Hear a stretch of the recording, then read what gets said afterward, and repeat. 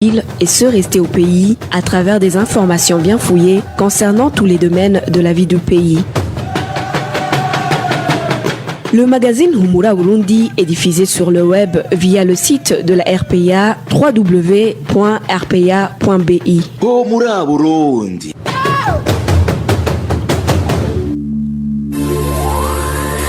À la présentation, Nadège Irakoze.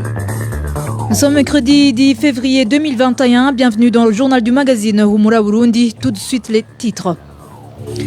2 réfugiés burundais du camp de Nduta en Tanzanie sont introuvables depuis dimanche dernier. Ils avaient été arrêtés par la police tanzanienne. À présent, leur famille s'inquiète. Le président de l'association des transporteurs du Burundi et celui de l'association des rabatteurs du Burundi sont accusés d'être à l'origine des malversations opérées au sein de ces 2 associations. Vous allez le suivre dans ce journal. Manque d'eau potable depuis 2 semaines dans les différents quartiers de la zone Kanyosha en commune Muha. Les habitants de ces quartiers craignent d'attraper des maladies des mains sales suite à l'utilisation de l'eau sale des pluies. Fabrice Ndimurukundo était à la cabine au son et Mestev Nyungeko assure la prise d'image. Tout de suite le développement de ces titres. Bonsoir, débutons par la page réfugiés. Au moins 2 réfugiés burundais du camp de Nduta en Tanzanie sont portés disparus depuis ce dimanche. Au moment où ils ont été appréhendés par les agents de la police tanzanienne, leur famille demande que cette persécution cesse et exige d'être renseignés sur le lieu de détention des leurs, vu qu'ils les ont cherchés en vain dans tous les cachots de la place. Les détails avec Marie-Ange Irakoze. Ces 2 réfugiés burundais du camp de Nduta en Tanzanie sont portés disparus depuis dimanche dernier. Selon notre source dans ce camp, ils ont été enlevés par la police tanzanienne. La nuit de samedi vers la matinée de dimanche, a nommé Sabok Igula, l'un des chefs du village 7, qui vivait au même village en zone 8, a été arrêté par la police tanzanienne vers 2h du matin. L'autre est prénommé Elias, responsable de 10 maisons et qui commercialisait la bière de maïs, a été lui aussi enlevé par la police. Il vivait dans la zone 8, village 10. Les réfugiés burundais sont inquiets par ce comportement de la police qui était plutôt censé protéger ces réfugiés. Pire encore, lorsque des familles vont demander la situation de leurs à la police, cette dernière leur répond qu'elle n'en sait rien.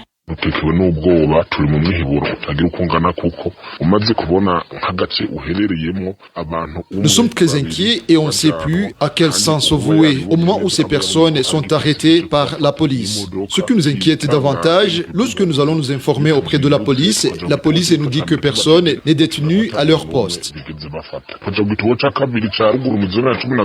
Il est incompréhensible de voir un véhicule qui portait l'immatriculation de la police s'introduire au camp où il y a la police chargée de la sécurité du camp et que le matin, cette police nous explique que personne ne se trouve sur leur poste policière.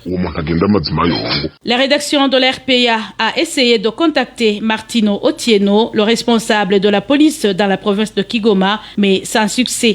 Merci Marie-Ange Irakoze, toujours au camp de Mahama, au Rwanda. Certains des gestes barrières contre la Covid-19 sont respectés dans ce camp. Ici, ces réfugiés citent notamment le respect de règles d'hygiène comme se laver régulièrement les mains avec du savon ou encore le port de masque.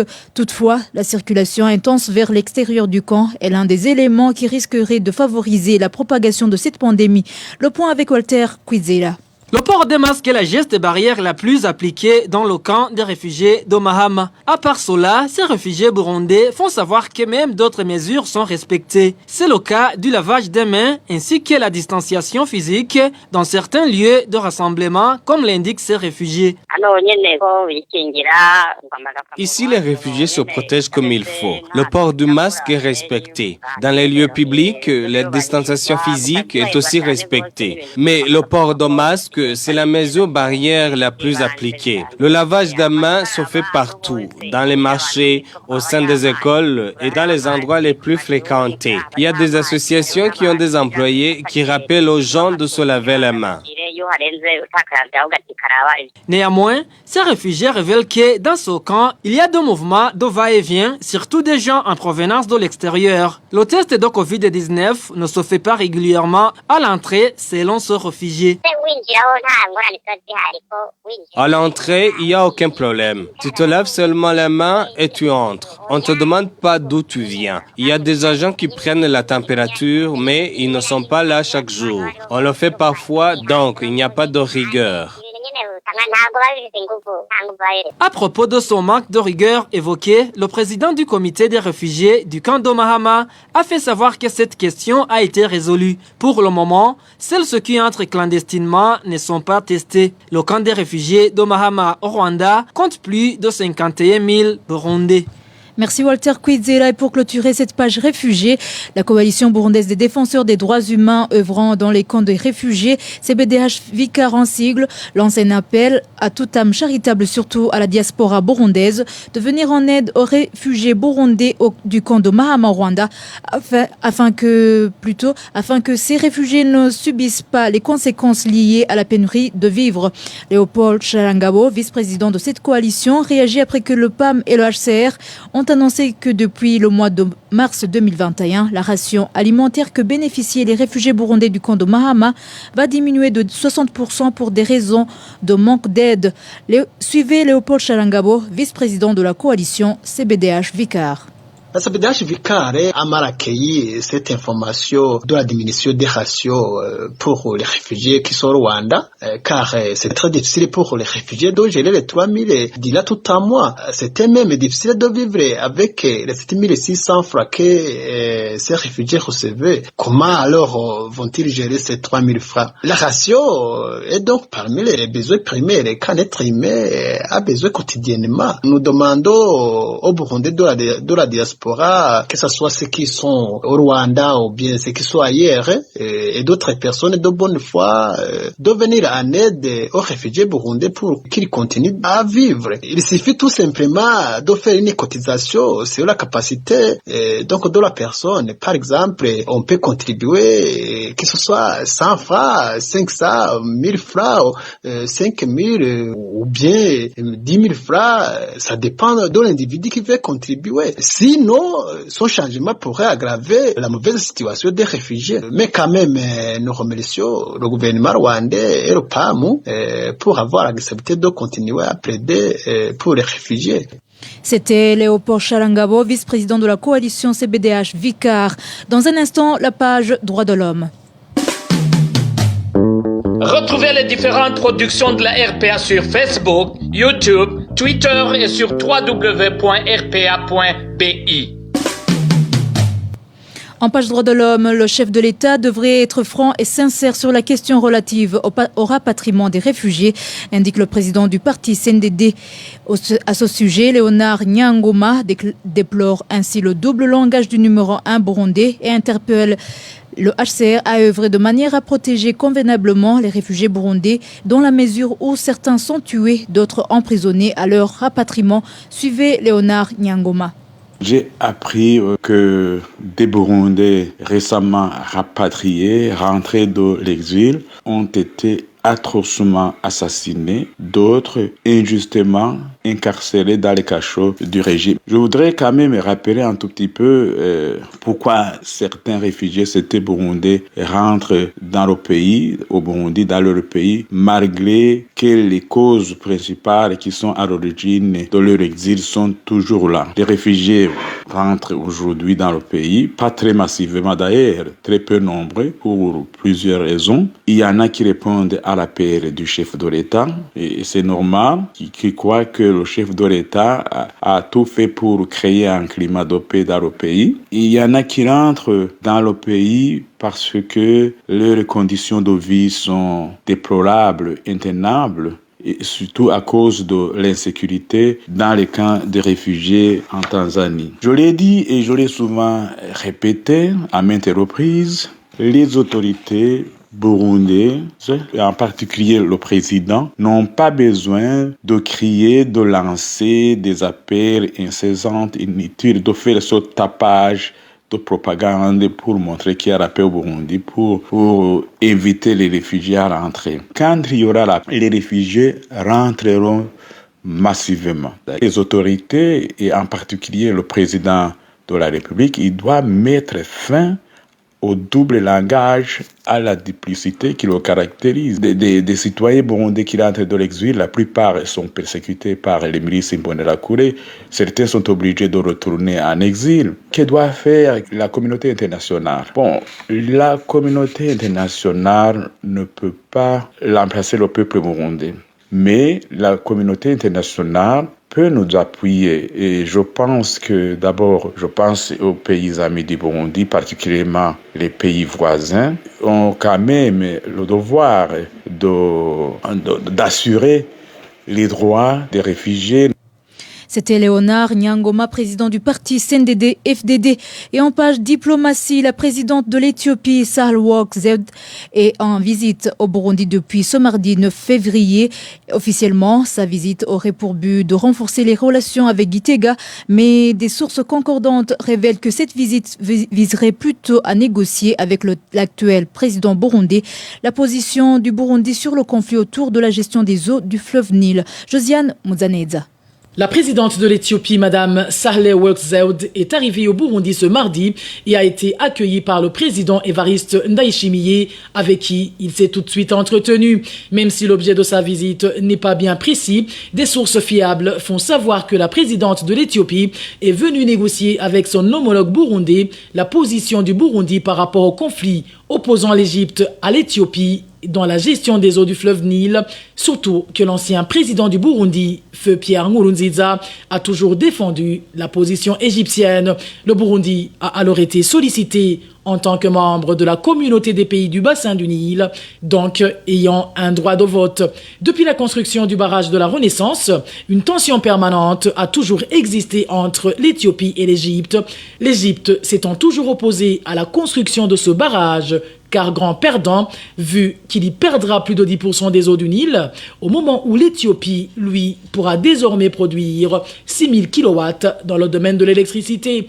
Pour le moment, les enjeux autour de la gestion des eaux du fleuve Nil se jouent autour de la convention de Kampala, une convention que l'Éthiopie et le Burundi n'ont pas encore ratifiée au moment où les autres pays de la région l'ont déjà fait. Bref, la visite de la présidente Sahle-Work Zewde a pour but de rallier le Burundi à la cause de l'Éthiopie dans ce conflit autour de la gestion des eaux du fleuve Nil. Rappelons que cette visite au Burundi a lieu 2 jours après celle que la présidente éthiopienne, Madame Sahle-Work Zewde, venait d'effectuer en République démocratique du Congo.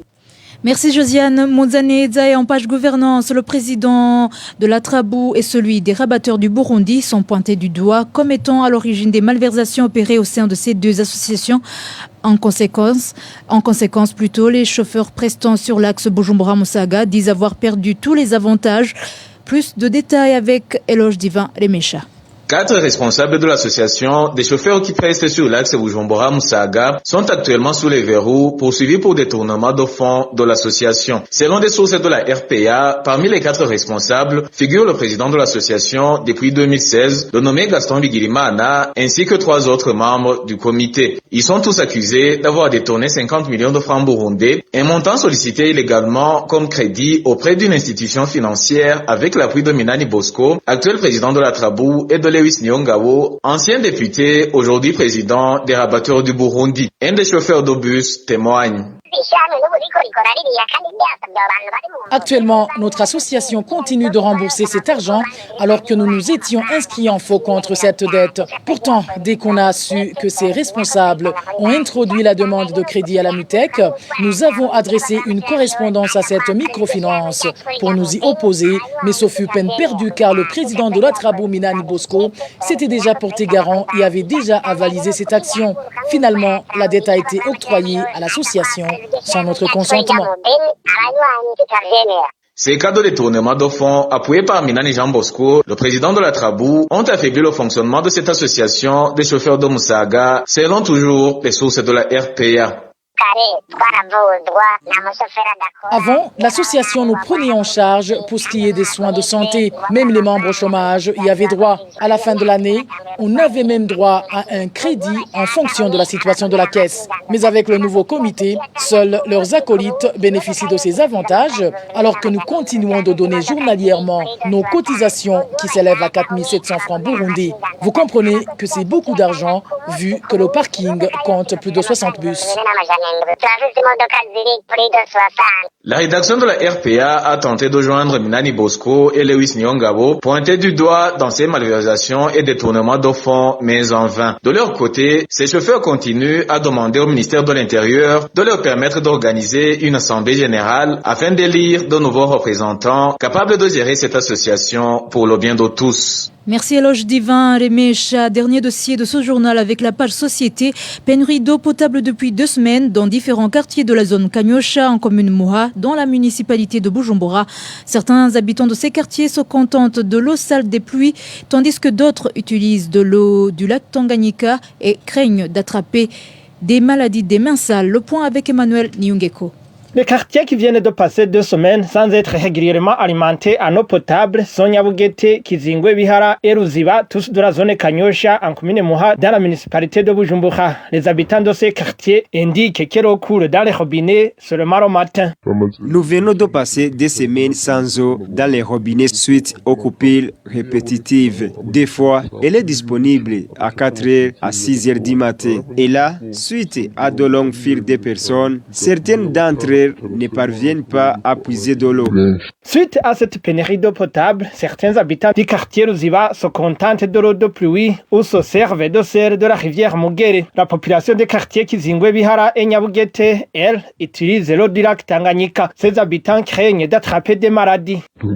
Nous sommes inquiets. Des maladies des mains sales peuvent apparaître au moment où le gouvernement recommande de se laver toujours les mains avec de l'eau propre, surtout en cette période de la pandémie de coronavirus. Nous avons appris que la régie des eaux est dotée pour le moment de nouveaux responsables. Nous demandons qu'ils nous fournissent de l'eau propre. La rédaction de la RPA n'a pas pu joindre les responsables de la régie des eaux pour plus d'éclaircissements sur cette pénurie d'eau potable dans ces quartiers. Merci Emmanuel Niungeko. Et voilà, c'est ici que nous clôturons le journal du magazine Humura Burundi de ce mercredi 10 février 2021. Merci de nous avoir suivis. Merci à l'équipe rédactionnelle ainsi qu'à l'équipe technique.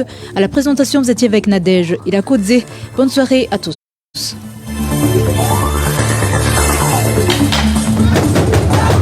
C'était le magazine Humura Burundi.